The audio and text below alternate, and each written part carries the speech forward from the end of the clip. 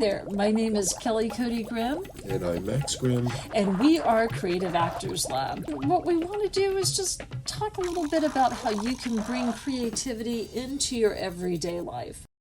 Hey everybody, it's Kelley. And I know it's been a minute. We haven't been doing the podcast over the last few months. Had a lot of other projects come up, like doing some script writing classes. I've been working on a draft for a holiday movie that is in pre-production, as well as doing stuff for Creative Actors Lab. Also working on some Marvel movies and some TV shows and things like that. So a lot of really cool stuff going on. But wanted to check in because where we left you guys last time was the right stuff. So what we discussed with the right stuff was things like resources like Save the Cat and downloading those beat sheets and helping you with your writing there. Places like the Script Lab, which is really, really good. Places like the Studio Binder, which you can download things for pitch decks and things like that. And if you didn't get those resources the last time, I'll put them in the show notes for this time. But what I wanted to talk about, and this was something this time last summer, was the writer's strike. So, again, Hollywood's still kind of coming back from that, where, Barbie was such a huge hit last year. Now this year, everybody's kind of really panicking because the box office has not been as huge as it was before. So, last summer we had a lot of blockbusters. We had the Barbie movie, we had Oppenheimer, and people were like very, very optimistic about where box office and writing was going. And then you had the actors' strike, you had the writer's strike, which just kind of pushed everything behind. A lot of productions are still catching up. I can tell you a Marvel movie that I worked on, mostly is like background, not anything major. But that movie was supposed to have come out this summer. That's been pushed back to 2025. So a lot of movies are really kind of, and TV shows, got started once the writer's strike was over. Then everybody was playing catch up. And then, you had a lot of people feeling like writers' rooms weren't getting the respect that they needed to. So I want to talk a little bit. And one of the reasons why there was a writer's strike was because it turns out that people were afraid of AI. And AI is so bad. AI is going to be taking over. Oh no, AI is going to be taking over our jobs. So I want to talk a little bit about that and where I've personally used AI for things, and just how it can absolutely help you. So, one of the things I did want to talk about with that is you can use AI for doing things like job hunting. You can use, if people want a cover letter and a resume, you can run a cover letter that you've written through AI. Sometimes what you can do as far as like job hunting, again, this is for non-writers, you can paste your resume into something like ChatGPT. And ChatGPT, if you are going to be doing that I recommend. And we're going to talk about a few AI services today. But ChatGPT is very factual. You can do research with that, but you can drop in your resume, you drop in the position description, and then you say, I need a cover letter. And it will write a cover letter saying, my experience this matches this and things like that. A lot of the tedious stuff that when you are job hunting, I wouldn't strictly just take what you get from AI though. Make sure that you're personalizing it. If you're submitting to a museum and maybe you want to have a few sentences about how important that has been if you've been there and visited as a family member. If you're writing about and you're submitting, I do a lot of nonprofit work to an organization that helps people with cancer or something like that. So anything personal that you can drop in there that wouldn't necessarily be on your resume. Some places will run through your cover letter. I did see one place that said, please give us a cover letter that's not written by AI. So, they may just want you to go through, maybe go take one of your letters that has been written by AI, go through, paraphrase it. There's just a lot of uses for it. Again, for me as somebody who my other hat is working in nonprofits, I do to use it to help write grants and help with your grant research, that can save you a lot of time. I mean, you can't 100%, you need to go back and verify the facts that they have in there, but it can save you a lot of time. It saved me time when I put in things for projects that I was working on, particularly one project that took place in Bakersfield, California in 1954 on Christmas Eve. I kind of needed to know what the temperature would be there. What was interesting was the first time I asked ChatGPT about it, it told me to go to a farmer's almanac, which is so quaint. Oh man, that is like so, 1924. And then when I asked it again, it actually gave me, like about 6 months later, gave me the temperature. That is a good thing. Research, you want to double up. If you also have something that's called Grammarly, what you can do if you do request something is you can drop it into Grammarly and do a plagiarism check. And then Grammarly will tell you, oh no, this is 100%. Or what was interesting one time was I was shaping up one of my short stories that I had on my blog. I wanted to submit that. And so, I went in, played with it, updated it, cleaned it up a little bit, ran it through Grammarly, and Grammarly told me that I had like 85% plagiarized from this blog, called A View from a Blonde, which I thought was pretty funny. I'm like, I plagiarized from myself. And I'm like, okay, totally cool. And I was impressed because my blog had gotten some views from, maybe 50, 60,000 views from around the world, but that, it's not a big blog. Now, of course, podcasts are the new blogs. Grammarly is good to have just because it can look at your emails, it can correct grammar and things like that. I don't know that I would call that AI so much, but it'll catch if you have your commas in the wrong place, if you need a comma there, if you're not using a semicolon correctly. It'll help you condense what you're writing. So, I strongly recommend Grammarly, even the free version. The other version, I think, is $25 a month. But again, you can put anything through it. You can put, reports through it and all that, and it will look at that. I don't take 100% of the suggestions that Grammarly gives me, but, about 90, 95% of the time it does. Particularly if it's a short story and, you've got dialogue and things like that in there, or even, I don't run my scripts through Grammarly because, my characters are going to speak in a vernacular and it's going to want to correct that. So, but if you're running a short story through, and you can click decline. What I will tell you within my experience of using AI is it can actually do some things to help your writing. Sometimes if you have an idea for a novel or something like that, and you want to kind of plug in a logline and ask it. Now, I can tell you ChatGPT will produce a Save the Cat beat sheet. Claude AI will not. Claude AI will go, no, that's copyrighted.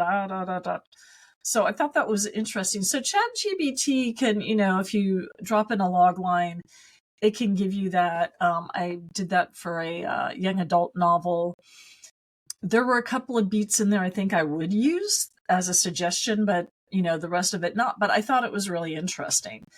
Now, on the flip side, what I have done is taken my Save the Cat beat sheet that I've done for other projects, then I have dropped it into AI and said, could you make a summary out of this? And the summaries are actually pretty good. So that can save you time, because if you are somebody that's done summaries either to, submit for novels, or you're trying to summarize within a query letter, or you just need a summary for a pitch deck or things like that, that can save you a lot of time. Sometimes it takes me hours just to come up with a log line because you're trying to be concise.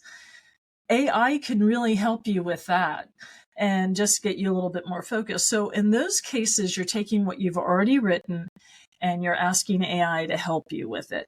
I don't think people ethically are going to have a problem with that. So again, it's really helped me drop my Save the Cat beat sheet in there, was able to put that in both a summary and then also drop that into the summary page of my pitch deck. So that's really good. Now, sometimes I like to test the AIs, and sometimes I will take a log line.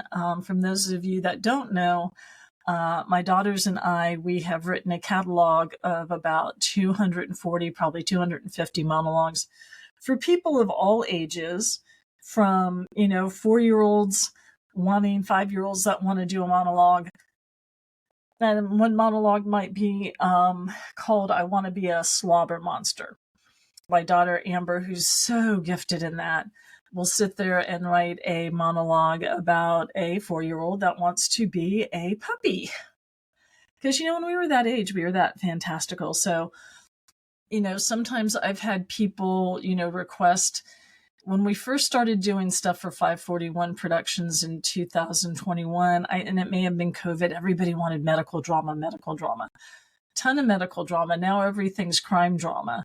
And we have a fair catalog of that, but sometimes that can be, just coming up with it. But what is interesting to me is if I happen to take a log line of a monologue I've already done and drop it in, what I have found is Chat GBT, or actually Claude AI. I will tell you, if you're doing anything literary, Claude AI actually probably does the best job, but with this caveat. And I will say this for all three: Chat GBT, Microsoft Copilot, and Bing, and Claude, they don't write comedy. So comedy writers at this point, I think we're good. The reason is that if you know and you've written comedy, with comedy, you literally do begin with the end in mind. You go with what the punchline is, what the tagline is, and then you work your way backwards. AI does not think that way. AI thinks forward. So they don't necessarily get the joke. And, and that's their thing, research and things like that. So that's really important to keep in mind. So with this one monologue, I had dropped in a log line about a serial killer lures a detective, and, the detective's trying to get a confession. Well, what was interesting was Claude AI had set this monologue up in a interrogation room at a police department. And basically, the serial killer was taunting the cop even though they were there. And I was like, oh, this is pretty good. Actually, me and Claude AI started, having a really good conversation about Stephen King. Apparently Claude AI can access a lot of Stephen King. And, we were talking about Stephen King's book called On Writing, which I've started to read, which is a very good book.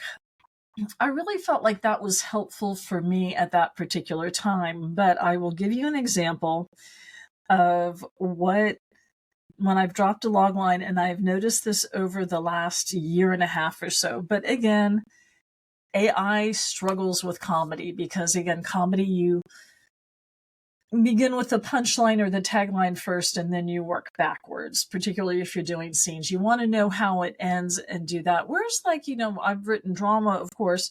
Sometimes dramas take a zig and a zag, which is really cool. But I'm going to read you from what the logline was that I created, and then versus what the AIs created. Okay, so the logline for the comedy, and this is a monologue I've had for a minute. The logline is basically a man brings his mother on their first date. And so the monologue that I had written is called Mom's on My Date. Now, the one that I wrote, a man is sitting down. His mother's over at another table with her friend, Sophia. He just kind of comes off as a bit of a schlub. But, hey, she just had come from playing cards with the girls, and he had all these coupons and, things like that. So, it's a cute monologue. It's probably one of the more popular ones that we have people do.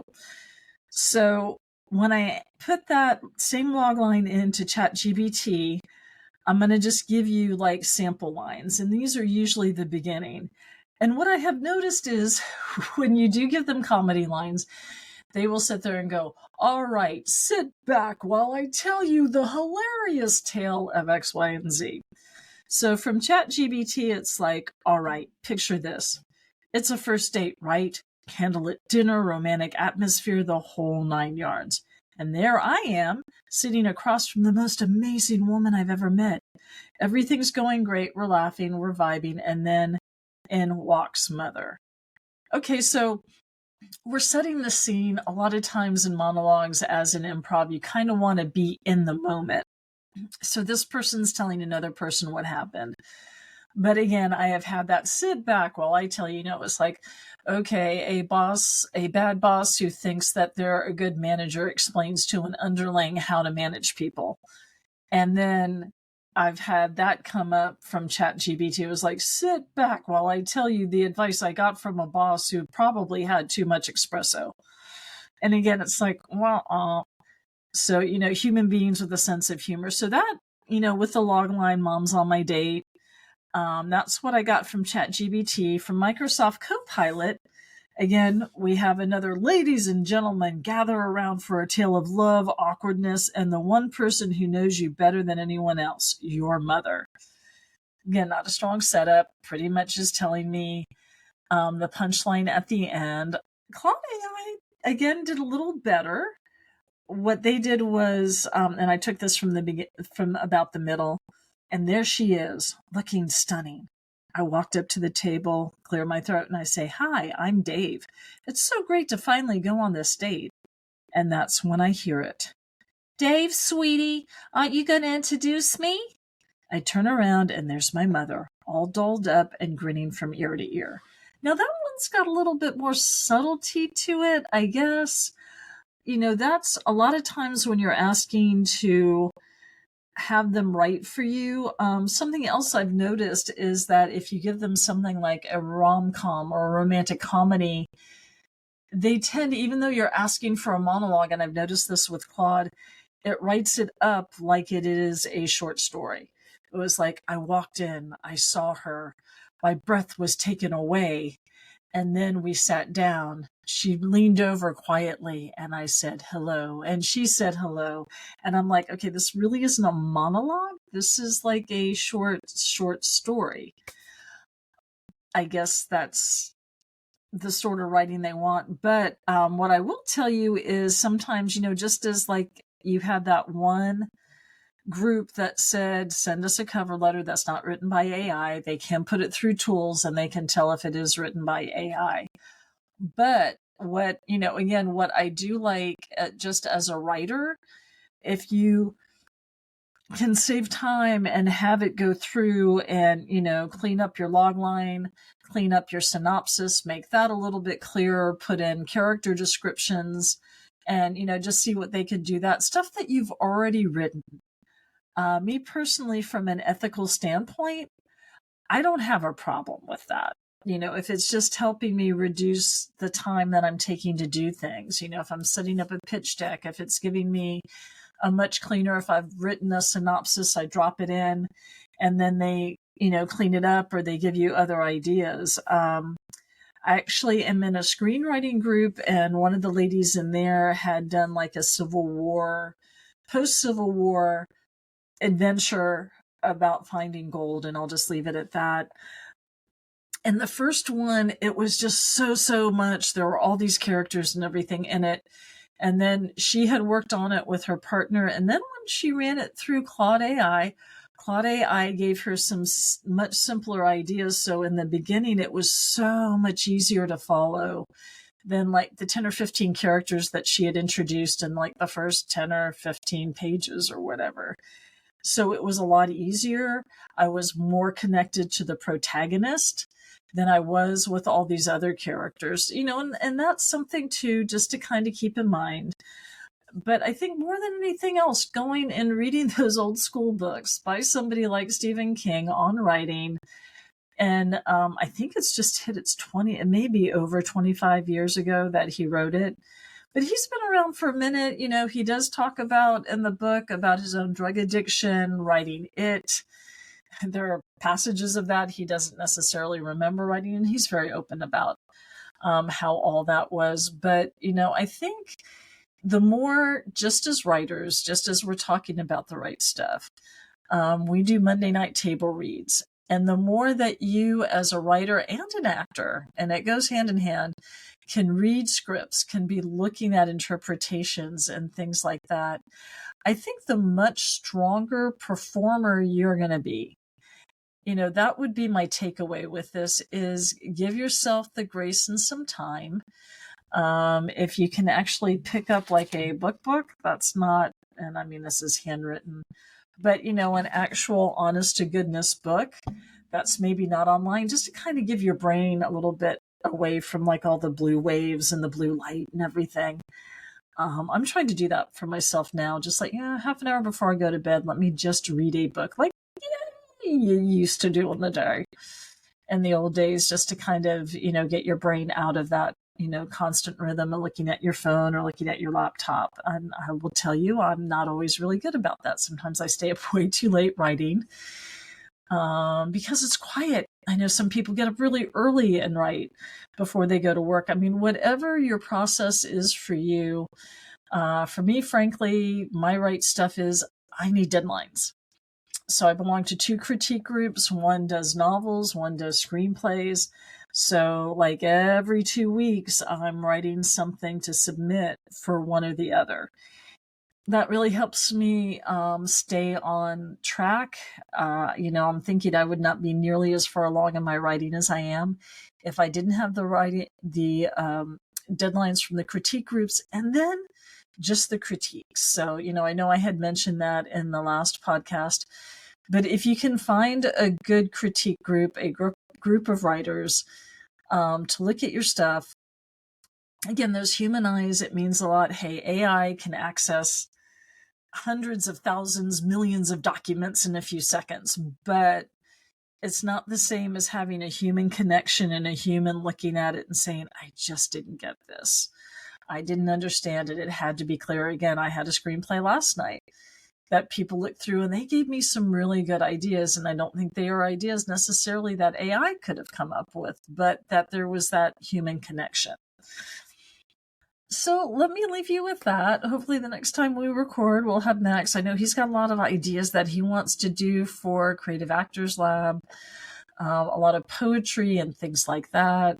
We'd like to be doing some film things as well. Interestingly enough, public domain right now, anything that's 95 years and further back is now in the public domain. So a lot of silent movies, if you want to drop in film, things from the 1920s you can use, authors from the 1920s, F. Scott Fitzgerald and things like that.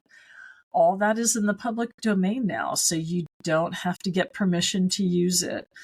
The holiday screenplay that I am working on, I am very aware of which Christmas carols are public domain, which Christmas carols are not public domain. I've got 3 pages. The first page is public domain. The other 2 pages are not. You would have to pay licensing fees. So again, just within your writing, just be aware of that and have some fun with it. Look at what you can do. Look how AI can help you streamline the process. But again, don't become dependent on it. Because, I think at the end of the day, there's only so many experiences that we human beings actually go through. AI doesn't have a heart. AI doesn't really have emotions. And again, you can have a great conversation with AI about the work of Stephen King, but maybe, you won't necessarily say how it's affected you. And I'll leave you with this one that I happened to see, and I posted it on my LinkedIn. This woman loved, and I love Resident Alien and Alan Tudyk. And she had wanted to go see him, stood in line, but by the time she got up there, she was very starstruck. What she wanted to do was tell him what Resident Alien had meant to her since her husband had passed away, and she had not really laughed out loud. But with that show, she was able to do that, and she was able to step back and, just feel a little bit more like her old self again after going through something that sad. But when she got up there, she got starstruck. She couldn't really say anything to Alan Tudyk at this, particular conference. And so, she just said, thank you, got the autograph. And then she came home and she actually created a Reddit thread and just said, I'm so mad at myself for doing this. What I did want to tell him is that it really has helped me. And it's, helped me during the grieving process that I've had a place to turn that's complete fantasy that I can just really laugh. And I know he would have enjoyed it too. Well, what was cool was somebody showed this thread to Alan Tudyk. He created his own Reddit and he responded to her and just said, hey, thanks so much. What you said really means a lot because as, an actor and an artist you do. And he said, the Hollywood BS. But what she said, he goes, when people do tell you that the work that you're doing touches you in some way and that it means something, or it's just lifted you up out of a bad day, that means a lot. So he did say that he was going to be there. I think it was last Sunday for Father's Day until 2:30. But of course, she said, I would love to go see him next year, but it was my kids' first Father's Day without their dad. So, clearly I needed to be with them. But I thought that was just one of those beautiful exchanges where things like social media, Reddit, things like that can be used to give people that human touch. And that's just not something that I think AI is going to be able to do. So anyway, thank you guys so much for listening. It's good to be back. Good to talk about writing and creativity. Hopefully we'll be back starting to drop these a little bit more regularly. Thank you so much. Be well, and we will talk to you next time. We appreciate you guys tuning in, and keep in mind that you can catch us on our social media, Creative Actors Lab on Instagram and Facebook, and by the same name on YouTube. And for more on what we do, you can go to our website, creativeactorslab.com, all one word. Thank you for listening. Stay curious, make art, not war. Much love until next time.